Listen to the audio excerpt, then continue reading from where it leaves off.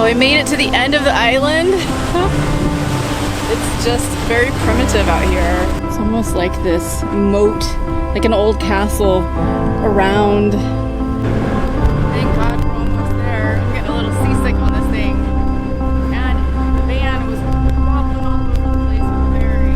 A lot of times when I get into a negative space or something's not going right in my life, I immediately go to my gratitude journal and start writing. What are you doing? You ready to get up finally? Come on, lazy girl, it's time to get up. Go eat. We're about to get on the road. You've been sleeping all morning. You don't like it when I say that to you, huh, Mama? Hi, baby. You're my good girl. Come on, let's go eat. Let's go eat. Come on. Come on. Eat your food. Come on, you didn't eat it last night. Eat your food. You're good girl, eat your food. Don't hide it. Well, good morning, everyone. It's another hot and sticky day. You can see I'm already perspiring. And this hat is probably what you're gonna see a lot from my travels here. As long as it's sticky and humid, I'll be wearing a hat. This hair does not do good in it, and I just don't want to deal with it. It just gets too hot. We are headed out on another scenic byway today. Here is the route we're taking. So it's called Alabama's Coastal Connection from Grand Bay to Spanish Fort, Alabama. Spanish Fort is just right here above Fairhope. So we're starting off over here. Gonna go down here to Dauphin Island. Spend some time down there today, and then there's a ferry that goes over to Fort Morgan, Gulf Shores, and then up. So we're in this town called Bayou Labotre, and I don't know if you remember this from Forrest Gump, but this is the place where Bubba was from, his best friend that he met that started Bubba Gump. I guess this town was made famous by all of that. I love all of the old growth, mature growth trees here too. Just amazing down in the south.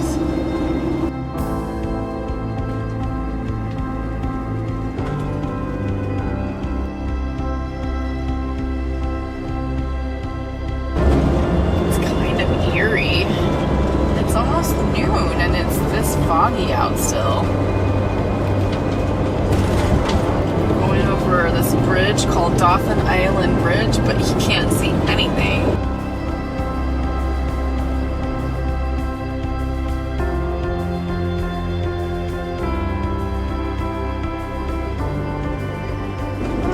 Houses. They're like super narrow but tall.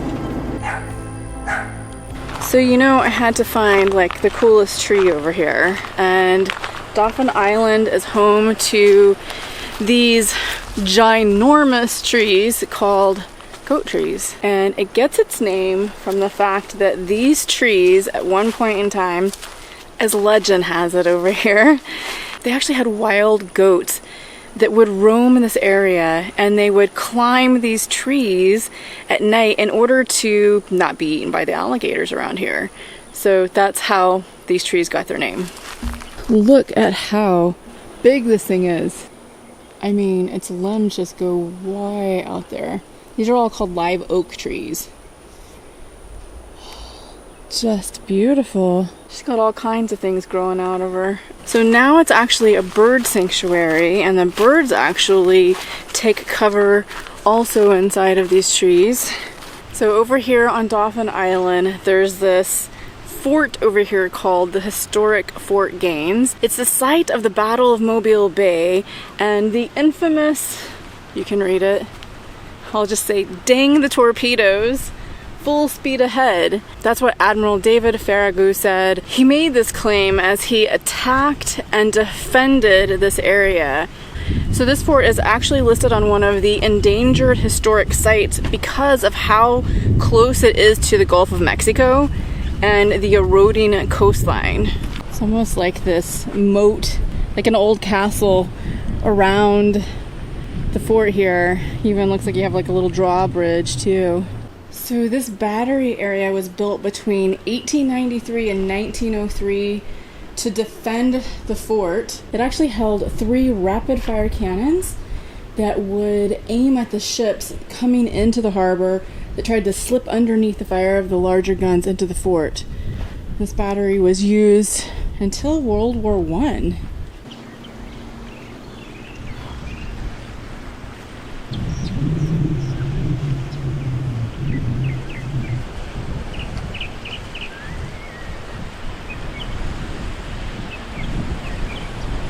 So you can actually see behind me, here is the fort and how close it actually is to the water. You just have this small street that they put in right here, and then a barricade of stones, definitely in jeopardy of succumbing to erosion over here.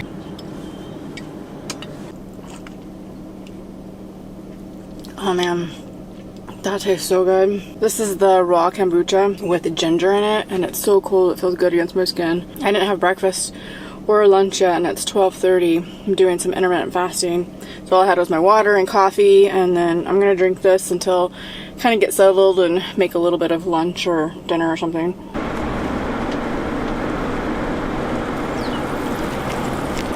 More and more homes on stilts. I just can't even imagine that. I think because you're protecting your home, you have this, you know, amazing home, and it costs a lot of money, of course, to build, but you have to build it up on stilts in order to protect it from the natural forces of nature around here. But you run that risk, I suppose. I wonder if they can actually get flood insurance here, or hurricane insurance, or something to that effect. The other thing that I noticed is if you look at their driveways, it's all sand. There's no cement whatsoever. So I imagine they've got to pack it down really well, or else have a 4x4 to get in and out, because that sand is pretty loose around here.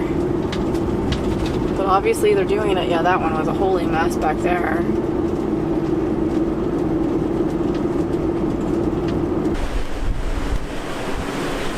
Well, we made it to the end of the island. It's just very primitive out here. Kind of cool. Got some people out here surfing.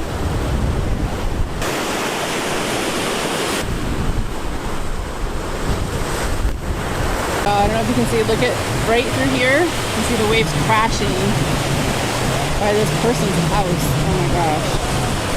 I don't think I'd want to live right here. That's way too much.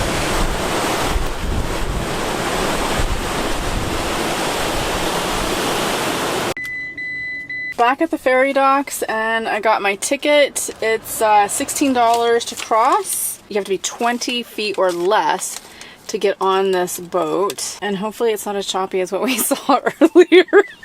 That would freak me out. I doubt they would do that. That's like a little too much. We have to cook quickly because we have like 15 minutes before we might have to start boarding.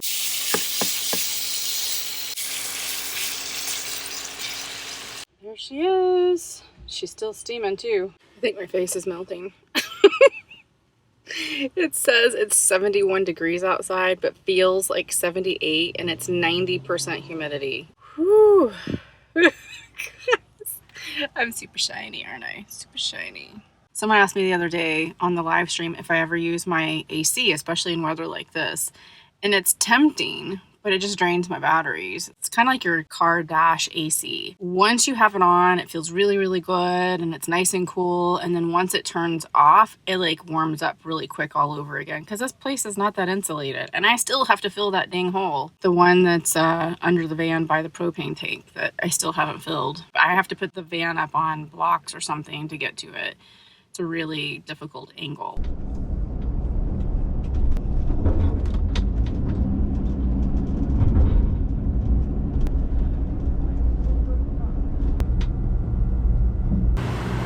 Good? You good there, girl?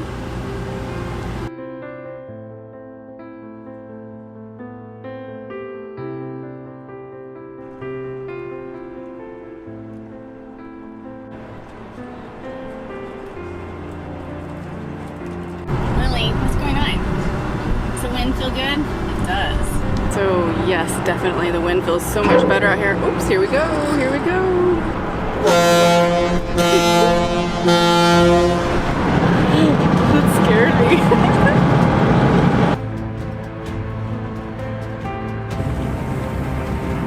The smallest ferry I've ever been been on, and I'm gonna say, like, I was a little bit nervous just because of like the whole weight distribution thing, and I know they know what they're doing, but it just felt awkward. And then I came out here and looked because I felt like I was leaning to the right, and sure enough I am, but it's the ground that's actually leaning, not the ferry.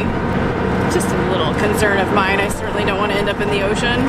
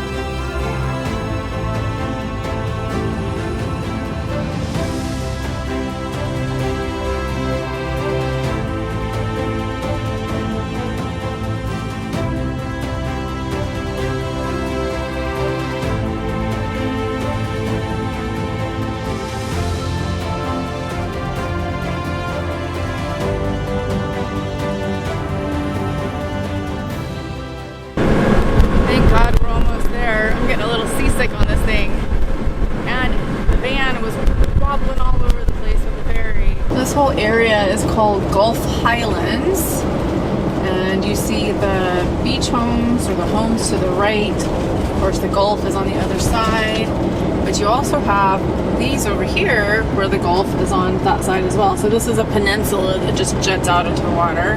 We're going to attempt another hike. This is the Secours National Wildlife Refuge we're going to. There's some birding and hiking over here. We struck out on that one, so apparently there's alligators over there. It's actually called Alligator Trail when you get up there. Oh my gosh, I just saw a sign, no feeding the alligators. Oh my goodness. Yeah, so of course they say no dogs on the trail, and I certainly would not bring my dog over there because Lily would be an easy snack for an alligator. So I'm not even quite sure that I want to be on a trail that has potential alligators.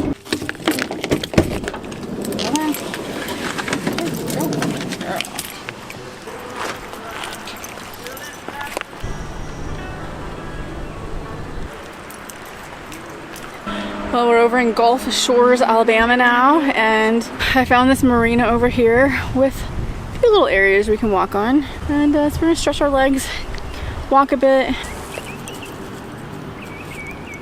Lily, what you doing?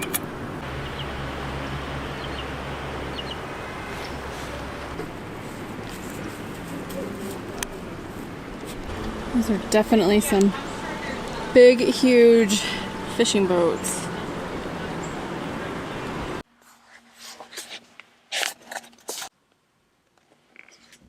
So many times lately you guys have been seeing that I have this gratitude journal that I do, and I wanted to kind of explain it a little bit and how it fits in to my whole goal of story chasing. The reason I do a gratitude journal is because one of the things that I know for sure is that when you take your focus off of negative things and you put it on positive things and focus on that, that's what you tend to get more of, is positive things happening in your life. Showing gratitude for things is what allows you to focus on positive.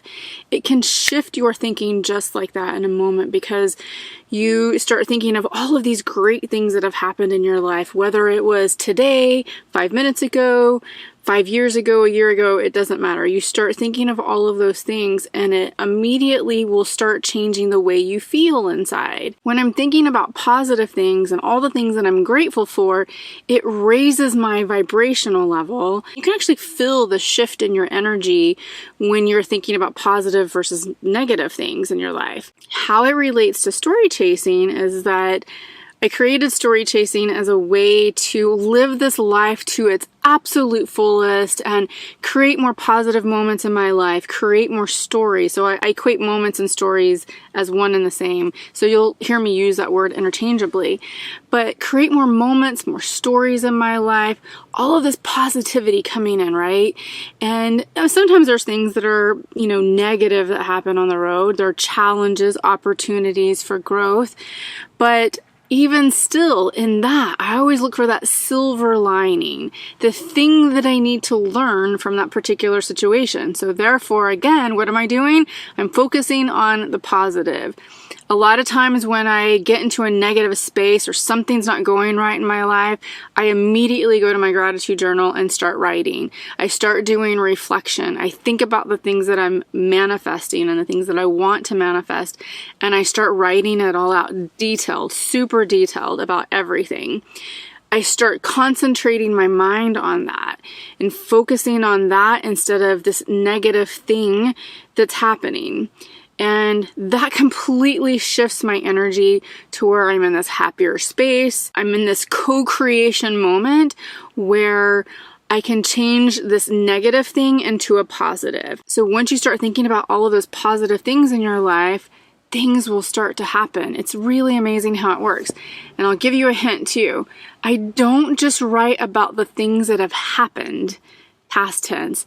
I write about the things that are happening or going to happen, but I write as if it has already happened, and I start being grateful for that. So if I'm trying to manifest something, I go to my gratitude journal and I just start writing out, thank you. I'm so grateful for this Heimer Active. I'm so grateful that I'm able to drive it now instead of the Class C because it makes me feel like I have more freedom and I'm happier and I can go to all these places that I really wanted to go to.